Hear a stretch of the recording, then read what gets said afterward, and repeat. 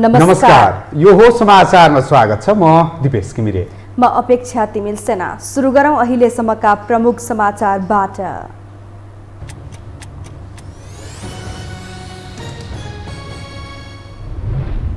सत्ता गठबन्धनको बैठकमा मन्त्रालय भागबण्डाबारे जुटो सहमति। सरकारमा पठाउने मन्त्री छाड्न दलहरूलाई सकस। भोलिसम्म मन्त्रीमण्डलले पूर्णता पाउने नेताहरूको दाबी। हिमाली जिल्ला अधिवेशनको नतिजा आउन थालेपछि काङ्ग्रेसको पौडेल पक्षमा उत्साह। केन्द्रीय नेतृत्वका लागि साझा उम्मेदवार तय गर्न भने असफल। देउवा पनि संशयमा। 33.5 किलो सुन तस्करी प्रकरणमा मुछिएका सबै प्रहरीले पाए सफाई। मुख्य अभियुक्त मानिएका गोरे सहित 6 जनालाई भने जन्मकैदको सजाय। ठुला चाडपर्व नजिकिएसँगै मुख्य सहरहरूमा उपभोक्ताको भिड। कालो बजारी मौलाएसँगै मूल्य वृद्धि आकाशियो। सरकारको अनुगमन भने फितलो। र काठमाडौँ किङ्स 11 EPL T20 क्रिकेटको प्ले अफमा प्रवेश। साबिक विजेता ललितपुर लिग चरणबाटै बाहिरियो। चितवन र भैरहवाले पहिलो क्वालिफायर खेल्ने।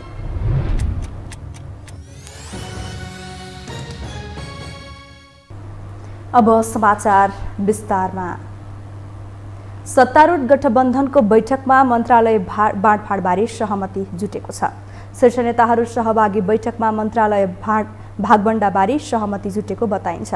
प्रधानमन्त्री शेरबहादुर देउबा, नेकपा माओवादी केन्द्रका अध्यक्ष पुष्पकमल दाहाल प्रचण्ड, नेकपा एकीकृत समाजवादीका अध्यक्ष माधव कुमार नेपाल र जसपा अध्यक्ष उपेन्द्र यादव लगायतका नेताहरू बैठकमा सहभागी थिए। मन्त्रालय भागबण्डामा सहमति भइसकेकोले भोलिसम्म मन्त्रीमण्डलले पूर्णता पाउने नेताहरूले दाबी गरेका छन्। यद्यपि सरकारमा जाने मन्त्रीहरूको नाम टुङ्गो लगाउन भने गठबन्धनमा रहेका दलहरूलाई सकस परेको छ।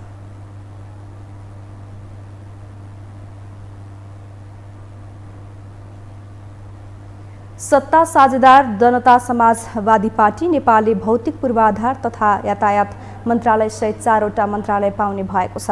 आज सिंहदरबारमा बसेको पार्टी संसदीय दलको बैठकमा अध्यक्ष उपेन्द्र यादवले सत्तारूढ गठबन्धन दलबीच आफ्नो पार्टीलाई भौतिक पूर्वाधार तथा यातायात मन्त्रालय, कृषि तथा पशुपक्षी विकास मन्त्रालय, सङ्घीय मामिला तथा सामान्य प्रशासन मन्त्रालय र वन तथा वातावरण मन्त्रालय दिने सहमति भएको औपचारिक जानकारी गराउनु भएको हो।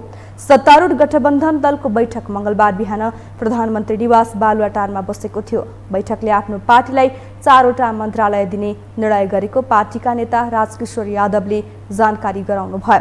त्यसैगरी बैठकले पार्टीको तर्फबाट मन्त्री बन्नेहरूको नामावली टुङ्गो लगाउने जिम्मेवारी अध्यक्ष यादवलाई नै दिएको छ।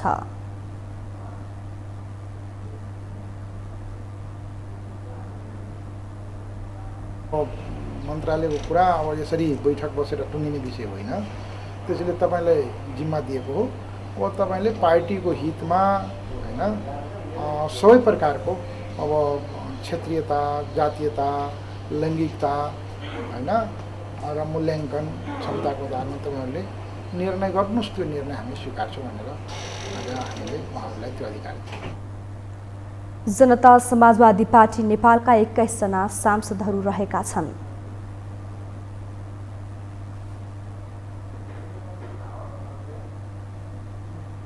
प्रतिनिधि सभाको मङ्गलबारको बैठकमा पनि प्रमुख प्रतिपक्ष दल नेकपा एमाले अवरोध गरेको छ। एमाले 14 जना सांसदलाई गरेको कारबाहीको सूचना सभामुखले टाँस नगरी पक्षपातपूर्ण व्यवहार गरेको भन्दै प्रमुख प्रतिपक्ष दल एमाले संसद अवरोध गर्दै आएको छ। आजको बैठकमा पनि नाराबाजी सहित एमाले विरोध प्रदर्शन गरेको हो। एमाले सांसदहरूको विरोधका बीच प्रधानमन्त्री शेरबहादुर देउबाको तर्फबाट कानुन, न्याय तथा संसदीय मामिला मन्त्री ज्ञानेन्द्र बहादुर कार्कीले राष्ट्रिय दलित आयोगको वार्षिक प्रगति प्रतिवेदन 2076-77 प्रतिनिधि सभामा पेश गर्नुभयो। धारा 294 बमोजिम राष्ट्रिय दलित आयोगको वार्षिक प्रतिवेदन 2076-77 सदन समक्ष प्रस्तुत गर्दछु। धन्यवाद। प्रतिनिधि सभाको आगामी बैठक असोज 22 गते शुक्रबार दिउँसो 1 बजेका लागि बोलाइएको छ।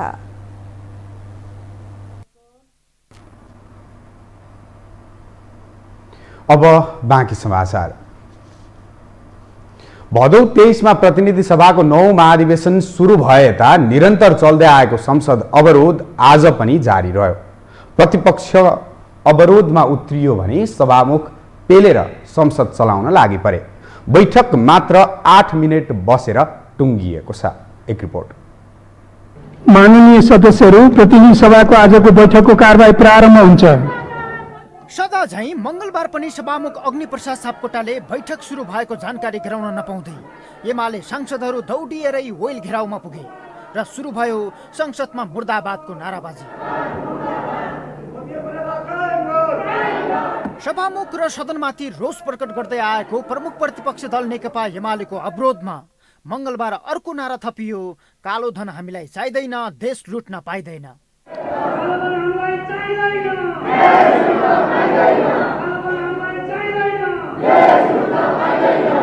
सरकारले स्रोत नखुलेको सम्पत्तिले समेत वैधता पाउने गरी व्यवस्था गरेपछि एमाले त्यसका विरुद्धमा नाराबाजीमा उत्रिएको हो। यसअघि आफूले सिफारिस गरेका 14 सांसदलाई कारबाही नगर्ने सभामुखको कार्यशैलीमाथि असन्तुष्टि जाहेर गर्दै निरन्तर संसद अवरुद्ध गरिरहेको एमाले नयाँ मुद्दाको खोजीमा छ, तर गतिरोध हटाएर संसदलाई सहज बनाउने मनोविज्ञानमा छैन, जसले आम जनमानसमा संसदप्रतिको वितृष्णा बढ्दै गएको छ। मान्य सदस्यहरू, सभाको बैठकको नियमित अवरोधका कारण आम जनमानसमा संसदप्रति नै वितृष्णा हुन सक्नेतर्फ हामी सबै सचेत हुनु जरुरी छ। मान्य सदस्यहरू, हामी सबैको रचनात्मक भूमिकाले नै संसदको प्रभावकारिता अभिवृद्धि हुन्छ भन्ने कुरामा म विश्वस्त छु र मान्य सदस्यहरूलाई पनि यस विषयमा मनन गर्न आग्रह गर्दछु। सत्तापक्ष, प्रतिपक्ष र सभामुखका आफ्नै स्वार्थको खाडलमा संसद फसेपछि आम जनमानसमा वितृष्णा बढ्दै गएको साँचो हो, तर गतिरोध अन्त्य भन्दा पनि प्रतिपक्ष थप अवरोधमा केन्द्रित छ भने सत्तापक्ष र सभामुख पेलेरै संसद चलाउन खोजिरहेका छन्। मंगलबार पनि एमालेको अवरोधकै बीच कानून, न्याय तथा संसदीय मामिला मन्त्री ज्ञानेन्द्र बहादुर कार्कीले राष्ट्रिय दलित आयोगको वार्षिक प्रतिवेदन 2076-77 पेश गरेपछि जम्मा 8 मिनट बसेर बैठक असोज 22 सम्मका लागि स्थगित गरियो। सम्माननीय सभामुख महोदयको अनुमतिले नेपालको संविधानको धारा 294 बमोजिम राष्ट्रिय दलित आयोगको वार्षिक प्रतिवेदन 2076-77 सदन समक्ष प्रस्तुत गर्दछु। धन्यवाद। एमाले विभाजन गर्न सभामुखले भूमिका खेलेको, माधव नेपाल सहितका 14 सांसद अवैधानिक रहेको र उनीहरूलाई निष्कासन नगरेसम्म अवरोध कायमै रहने एमालेको अडान छ, तर सत्तापक्षका सांसदहरूले संसदलाई सहज नबनाएसम्म कुनै पनि माग सम्बोधनको अवस्था नरहेको दाबी गरिरहेका छन्। यो अवस्थाले चाहिँ एउटा अनिर्णयको बन्दी बनाएर जसरी चलाइराख्नु भएको छ, यसले मुलुकलाई पनि हित गर्दैन र स्वयं उहाँहरूले पनि यसले राम्रो गर्दैन। कुनै यदि इस्यु छ भने त्यसलाई बसेर छलफलको माध्यमबाट एउटा निकास दिन सक्नुपर्छ। तर जुन कुरो चाहिँ नि सर्वोच्च अदालतमा विचाराधीन छन्, जुन मुद्दा कोर्टमा छ, त्यसलाई त हामी छलफलको विषय बनाउन सक्दैनौँ। यही मुद्दा अदालतमा विचाराधीन भएका बेला एमाले संसद अवरोध पनि चर्काइरहेको छ। सत्तापक्ष र सभामुख भने अदालतमा विचाराधीन मुद्दामाथि छलफल जायज नभएको दाबी गरिरहेका छन्। फलत संसद स्वार्थको राजनीतिमा चुर्लुम्म डुब्दा काम न काजको बनेको छ। यो हो टेलिभिजनका लागि सन्तोष बेके थापा, काठमाडौँ। दशैं अघि नै सक्ने गरी हिमाली जिल्लाको अधिवेशन सुरु भएपछि नेपाली कांग्रेसको पौडेल पक्षमा उत्साह छ। हालसम्मको नतिजा अनुसार 10 जिल्ला मध्ये 6 जिल्लामा पौडेल पक्षले नेतृत्व लिएको छ, तर केन्द्रीय नेताहरूमा नेतृत्वको विषयलाई लिएर सहमति जुट्न नसक्दा अलमल भने कायमै छ। एक रिपोर्ट। नेपाली कांग्रेसको आसन्न 14औं महाधिवेशनका लागि विवादित बाहेकका जिल्लामा वडा अधिवेशन र पालिका अधिवेशन टुङ्गिएसँगै यति बेला हिमाली जिल्लाको अधिवेशन चलिरहेको छ। दशैं अघि नै हिमाली जिल्लामा अधिवेशन सम्पन्न गरेर बाँकी जिल्लामा दशैंपछि गर्ने कार्यतालिका अनुसार हालसम्म अधिवेशन सम्पन्न भएका 10 हिमाली जिल्लामा सभापति शेरबहादुर देउबा नेतृत्वको संस्थापन पक्षले 4 जिल्लामा नेतृत्व हत्याएको छ भने 6 जिल्लामा वरिष्ठ नेता रामचन्द्र पौडेल पक्ष विजय भएको छ। कतै सर्वसम्मत त कतै निर्वाचन माध्यमबाट नेतृत्व चुनिएका छन्। हालसम्मको नतिजालाई आधार मान्य हो भने पौडेल पक्षले पकड जमाएको छ, जसले केन्द्रीय नेतृत्व परिवर्तनमै प्रभाव पार्ने भएपछि पौडेल पक्षमा उत्साह जागेको छ। यो समग्र परिणाम आएको त छैन।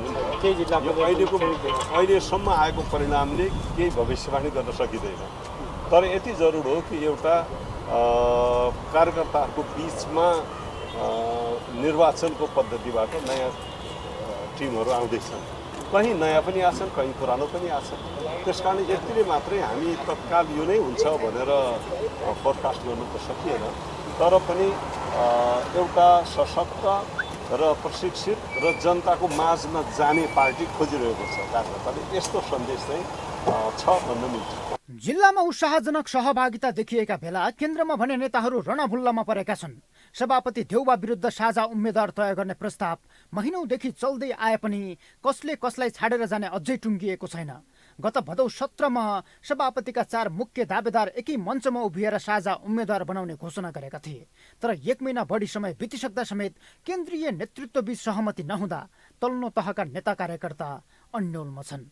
बरु 4 जना नै देउबाका विरुद्ध उभिने प्रयासले काङ्ग्रेसमा गुटको संस्थागत विकास भएको विश्लेषण भइरहेका छन्। उहाँहरूले अस्ति 4 जना एकैचोटि चाहिँ पार्टी अफिसमा बसेर हामी 4-5 जनाका बिचमा एउटै सहमतिबाट एउटै उम्मेदवार हुन्छ भनेर जब उहाँले उद्घोष गर्नुभयो, त्यसले के स्थापित गर्यो भने संस्थागत रूपमा गुटको विकास गर्नलाई त्यो एउटा फाउन्डेसन भयो।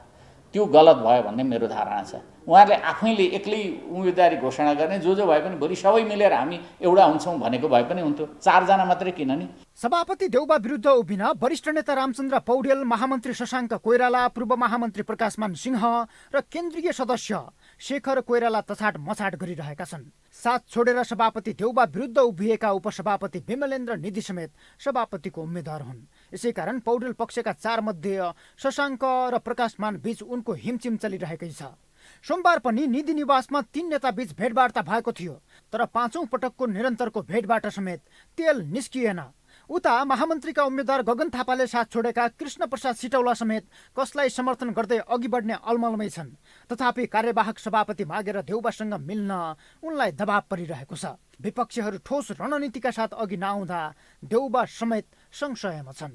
अब यतातिर भीमले निधि पनि उठ्दैछ हुनुहुन्छ भन्नु उहाँले अब सम्पर्कहरूले खोलिसक्नुभयो, प्रकाशमानले पनि सम्पर्कहरूले खोलिसक्नुभयो भन्ने सुन्ने अब कति म गएको छैन।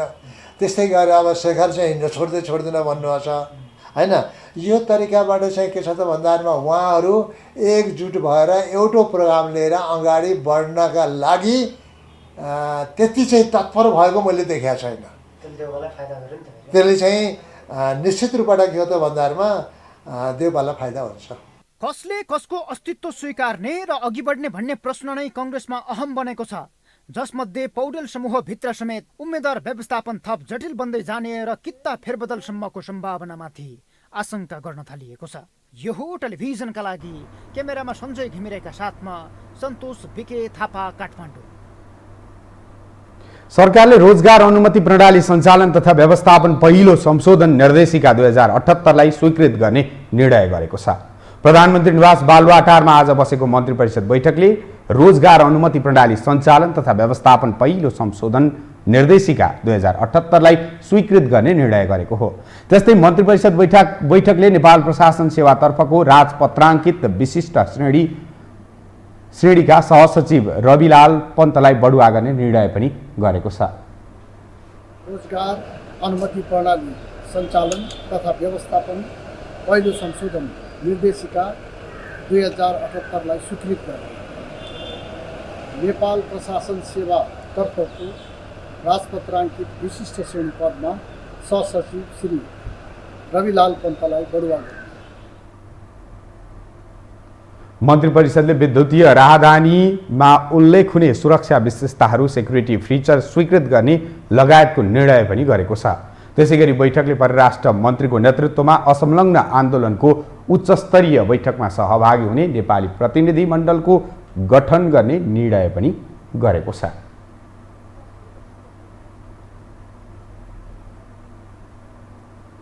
हामीसँग समाचार बाँकी नै छन्, अहिलेलाई विश्राम।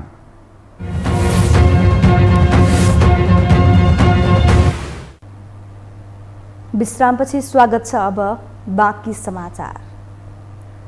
33.5 किलो सुन तस्करी प्रकरणमा मुछिएका सबै प्रहरीले सफाई पाएका छन्। जिल्ला अदालत मोरङले आज 77 जना प्रतिवादी मध्ये पक्राउ परेका 8 जनालाई मात्रै दोषी ठहर गरेको छ। र यसमा मुछिएका सबै प्रहरीले सफाई पाएका छन्। यो प्रकरणमा फरार रहेका 21जना मुद्दा चाहिँ मुल्तवीमा राखिएको अदालतले जनाएको छ। दुबईबाट 9 माघ 2074मा नेपाल आएको 33.5 किलो सुन गायब भएको थियो। हराएको सुन खोज्ने क्रममा गोरे भरिने चुडामणी उप्रेतीको समूहले यातना दिँदा भरिया सनम साकेको हत्या भएको थियो। मुख्य नायिके मानिएका उप्रेती सहित 6 जनालाई भने जन्मकैदको सजाय सुनाएको छ।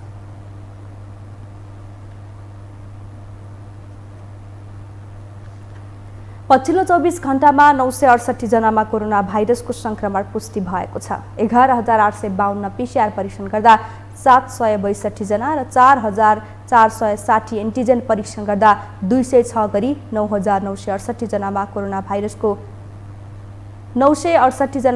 भाइरसको संक्रमण देखिएको स्वास्थ्य तथा जनसङ्ख्या मन्त्रालयले जनाएको छ। यस्तै पछिल्लो 24 घण्टामा कोरोना संक्रमणबाट 6 जनाको ज्यान गएको छ भने 1,114 जना निको भएका छन्। नेपालमा मृत्यु हुनेको हाल जम्मा संख्या 11,180 पुगेको छ। त्यस्तै 338 जना संक्रमण मुक्त भएका छन्। मन्त्रालयका अनुसार हाल देशभर सक्रिय संक्रमितको संख्या 16,248 रहेको छ।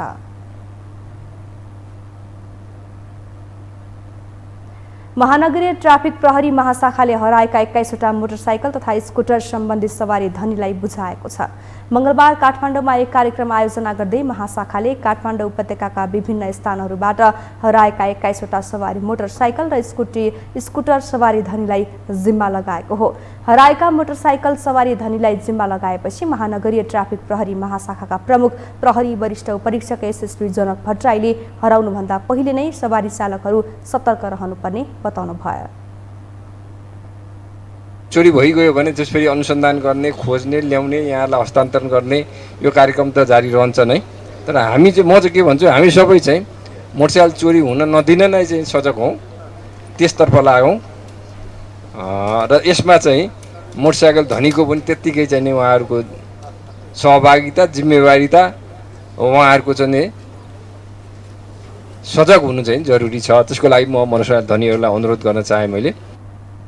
प्रमुख भट्टराईले मोटरसाइकल हराउन नदिनका लागि प्रहरी मात्रै नभएर मोटरसाइकल धनी पनि त्यत्तिकै जिम्मेवार भएर लाग्नुपर्ने बताउनुभयो। उहाँले अब सवारी साधन हराउन नदिनका लागि चालक र ट्राफिक प्रहरीले हातेमालो गरेर अघि बढ्नुपर्ने आवश्यकता औल्याउनुभयो।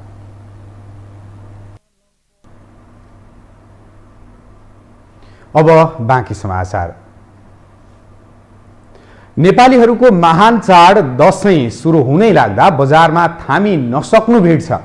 विजया दशमीलाई लक्षित गरी किनमेल गर्नेको भिड बढे पनि व्यापार भने अपेक्षित नभएको भन्दै व्यवसायी भने सन्तुष्ट छैनन्। एक रिपोर्ट। विजया दशमी नजिकिएसँगै सर्वसाधारणलाई किनमेलको चटारो छ। काठमाडौँका मुख्य बजार असन, भोटाहिटी, जम्मल, विशाल बजार लगायतका स्थानमा सर्वसाधारणको घुइँचो बढेको हो। गत वर्ष कोरोना भाइरस संक्रमण त्रासको कारण दशैंको बेला मानिसहरू बाहिर निस्कन डराएका थिए। तर अहिले दशैं आउन एक साता मात्र बाँकी हुँदा बजारमा भिड थामिन सक्नु छ। काठमाडौँको महाबौद्ध, असन, इन्द्रचोक, न्युरोड यहाँको मुख्य व्यापारिक केन्द्र हो। दैनिक उपभोग्य वस्तुदेखि लत्ता कपडा, सुनचाँदी, भाँडाकुँडाको बढी कारोबार त्यही क्षेत्रमा हुन्छ। त्यही भएर पनि प्राय किनमेलका लागि यही ठाउँमा मानिसहरू आउने गर्छन्। यता सर्वसाधारण पनि यो वर्ष कोरोना संक्रमणको संख्या कम हुँदै गएकोले घरमा गएर दशैं मनाउने भन्दै उत्साहित देखिन्छन्। म चाहिँ यसपालि अलि उत्साहित छु, किनभने गत वर्ष हाम्रो कोभिड लगभग लकडाउन नै थियो। दशैंको बेलामा पनि त्यति खुलिसकेको थिएन। हामी यसै पनि घरमै थियौँ, मतलब भ्याली बाहिरै थियौँ। अनि यसपालि चाहिँ माहौल अलि बढेको छ, मतलब भ्यालीमा पनि भिडभाड बढेको छ, चहलपहल बढेको छ। एकदमै उत्साहित छु, रमाइलो लागिरहेछ। परिवारसँग सँगै बसेर दशैं मनाउँछु। पोहोर जस्तो डर एकदमै भए चाहिँ छैन, तर सुरक्षित हुनुपर्ने छ भन्ने चाहिँ छ। मापदण्ड चाहिँ अब हामीले धेरै समयसम्म नै अप्नाइराख्नुपर्छ, मापदण्डहरू चाहिँ हामीले अवलम्बन गर्नुपर्छ भन्ने लाग्छ। बजारमा भिड बढे पनि व्यवसाय भने व्यापारबाट सन्तुष्ट छैनन्।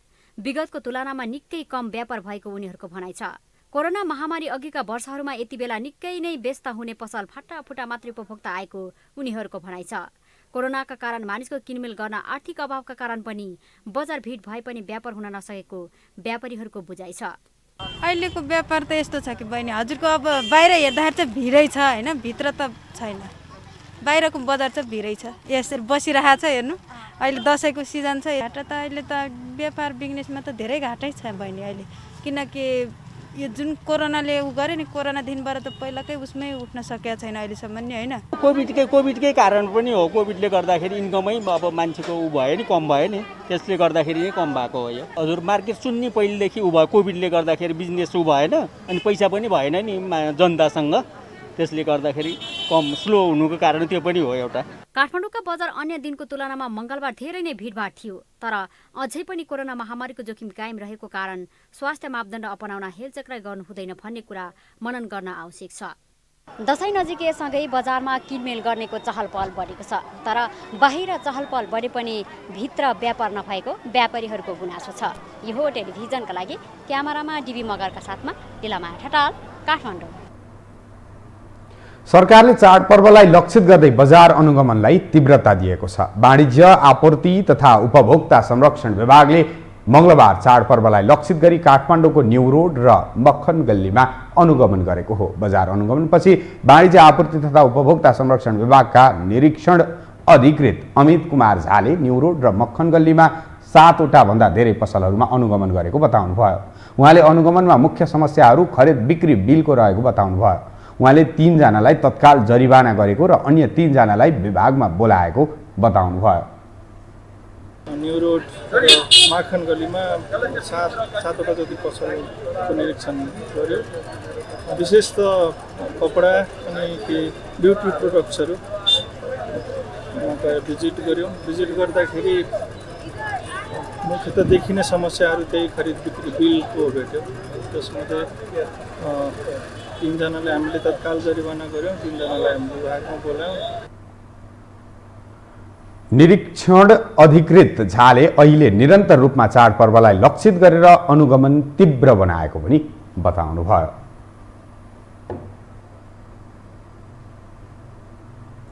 नेपालीहरूको ठूला चाडपर्व नजिकिएसँगै बजारमा कालो बजारी मौलाउने गर्छ। त्यसैले सरकारले चाडपर्व लक्षित बजार अनुगमन पनि गर्ने गरेको छ।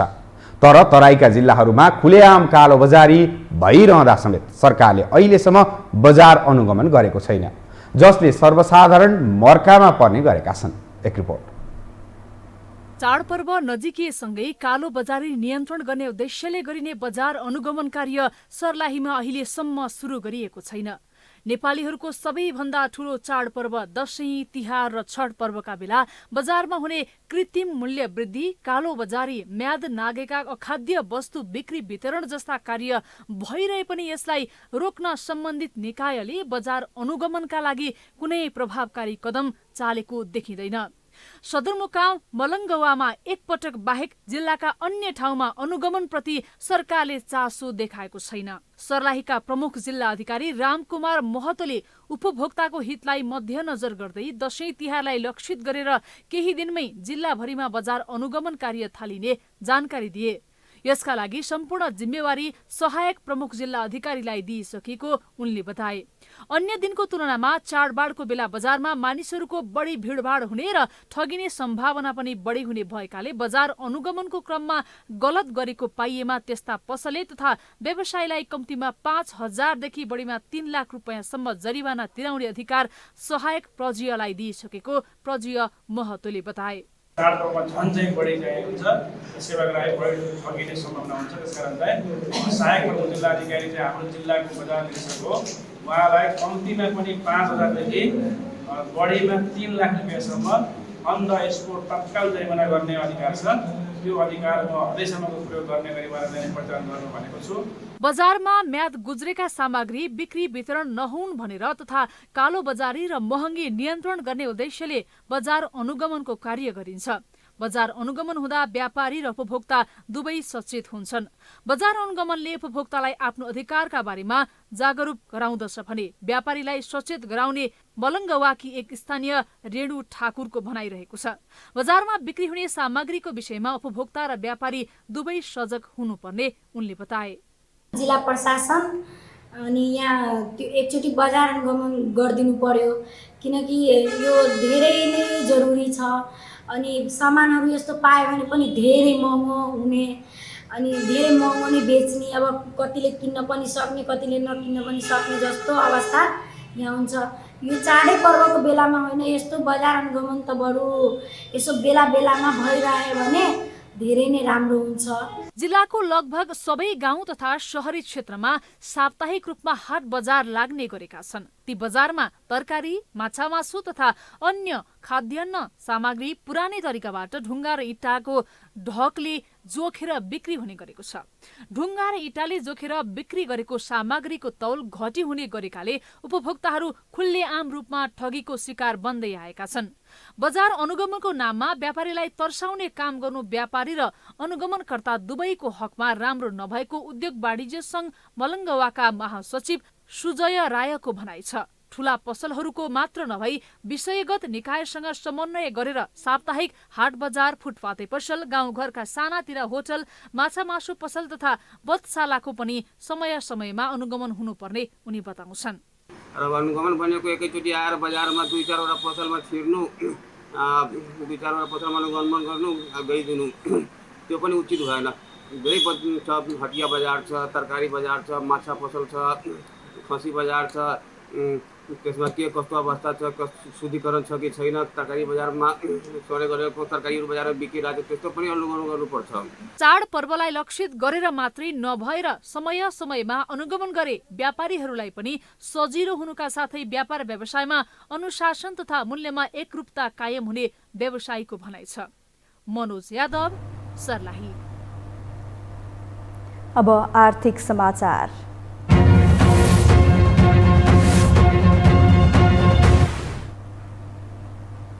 साताको तेस्रो कारोबारको दिन नेपाल स्टक एक्सचेन्ज नेप्से परिसूचक दोहोरो अङ्कले वृद्धि भएको छ। केही दिन यता लगातार घटिरहेको नेप्से परिसूचक आज 41.84 अङ्कले बढेर 2612.65 अङ्कमा पुगेको हो। व्यापार बाहेकका सबै समूहहरू बढेर हरियाली देखिएका छन्। व्यापार समूहको उपसूचक भने 56 अङ्कले घटेको छ। नेप्से परिसूचक बढे पनि कारोबार रकममा भने सुधार हुन सकेन। दिनभर भएका 41,051वटा कारोबारबाट 58,42,135 किता सेयर किनबेच भएका छन्, जसअनुसार कारोबार रकम 2,79,68,19,683 रुपियाँमा रोकिएको छ। हामीसँग अन्तर्राष्ट्रिय र खेल समाचार बाँकी नै छन्। अहिलेलाई विश्राम।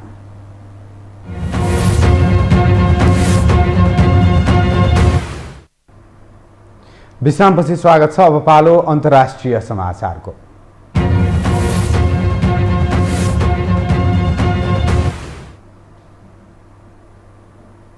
भौतिक शास्त्रतर्फ यस वर्षको नोबेल पुरस्कार 3 जना वैज्ञानिकलाई दिने घोषणा गरिएको छ। जटिल भौतिक प्रणालीहरूको बुझाइमा ऐतिहासिक योगदान गर्ने वैज्ञानिकहरू स्युकुरो मानवे, क्लाउस ह्यासम्यान र जर्जियो पेरिसीलाई सन् 2021 को भौतिक शास्त्रतर्फको नोबेल पुरस्कार दिइएको हो। मानवे र ह्यासम्यान पुरस्कारको आधा रकम अनि पेरिसीलाई अर्को आधा रकम बाँडिनेछ। मानवे र ह्यासम्यानले वातावरणमा कार्बन डाइअक्साइडको स्तर बढ्दा पृथ्वीको सतहमा तापक्रम बढ्छ भन्ने कुराको प्रत्यक्ष उदाहरण प्रस्तुत गरेकाले पुरस्कार पाएका हुन्। उनको कामले अहिलेको जलवायु नमुनाको विकासको आधारशिला खडा भएको हो। विश्वको तापक्रम वृद्धि भइरहेको तथ्यलाई उनीहरूको कामले पुष्टि समेत गरिदिएको छ। त्यस्तै जर्जियो पेरिसीलाई आणविक तहदेखि ग्रहीय तहसम्म भौतिक प्रणालीमा अव्यवस्था पत्ता लगाएकोमा पुरस्कृत गरिएको हो।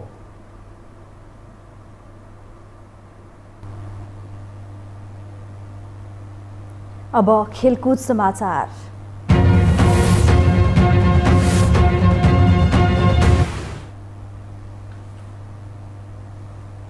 काठमाडौँ किङ्स 11 चौथो संस्करणको Everest premier league EPL T20 क्रिकेटको प्लेअफमा प्रवेश गरेको छ।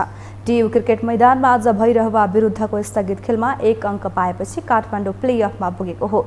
सोमबार परेको वर्षाले मैदान भिजेका कारण खेल स्थगित भएपछि काठमाडौँ र भैरहवाले 1-1 अङ्क बाँडेका हुन्। काठमाडौँ चौथो स्थानमा रहँदै प्लेअफमा पुगेको हो। काठमाडौँले 5 खेलमा 3 अङ्क जोडेको छ। ललितपुरसँग समान 3 अङ्क जोडे पनि काठमाडौँ नेट रन रेटको आधारमा अघि रहेको छ। साबिक विजेता ललितपुर भने लिग चरणबाटै बाहिरिएको छ। भैरहवा 7 अङ्क जोडेर दोस्रो स्थानमा रहँदै क्वालिफायरमा पुगेको छ। अब चितवन टाइगर्स र भैरहवाले पहिलो क्वालिफायर खेल खेल्नेछ। काठमाडौँले पोखरा राइनर्ससँग खेल्नेछ। पहिलो क्वालिफायरको विजेता सिधै फाइनलमा पुग्नेछन्। प्रतियोगिताको विजेताले 50 लाख प्राप्त गर्नेछ। यस्तै उपविजेताले 15 लाख पाउने जनाइएको छ।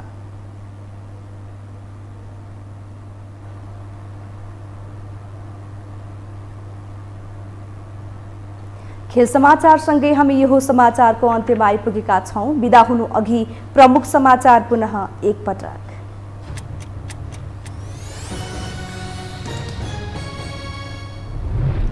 सत्ता गठबन्धनको बैठकमा मन्त्रालय भागवण्डाबारे जुट्यो सहमति। सरकारमा पठाउने मन्त्री छान्न दलहरूलाई सकस। भोलिसम्म मन्त्रीमण्डलले पूर्णता पाउने नेताहरूको दाबी। हिमाली जिल्ला अधिवेशनको नतिजा आउन थालेपछि काङ्ग्रेसको पौडेल पक्षमा उत्साह। केन्द्रीय नेतृत्वका लागि साझा उम्मेदवार तय गर्न भने असफल। देउवा पनि संशयमा। 33.5 किलो सुन तस्करी प्रकरणमा मुछिएका सबै प्रहरीले पाए सफाई। मुख्य अभियुक्त मानिएका गोरे सहित 6 जनालाई भने जन्मकैदको सजाय। ठुला चाडपर्व नजिकिएसँगै मुख्य सहरहरूमा उपभोक्ताको भिड। कालो बजारी मौलाएसँगै मूल्य वृद्धि आकाशियो। सरकारको अनुगमन भने फितलो।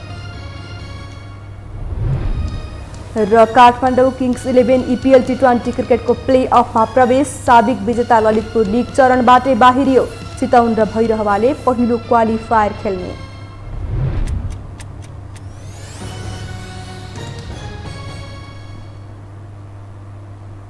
अवस्था यो समाचार सकियो। समाचार बुलेटिनका साथै यो टेलिभिजनका सम्पूर्ण कार्यक्रम यो टेलिभिजन.com, यो खबर.com, युट्युब र फेसबुकमा पनि पढ्न र हेर्न सक्नुहुनेछ। मोबाइलमा यो टिभी एप डाउनलोड गरी हामीलाई प्रत्यक्ष हेर्न सक्नुहुनेछ। तथ्यसहितको निष्पक्ष समाचारका लागि यो टेलिभिजन हेर्दै गर्नुहोला। नमस्कार।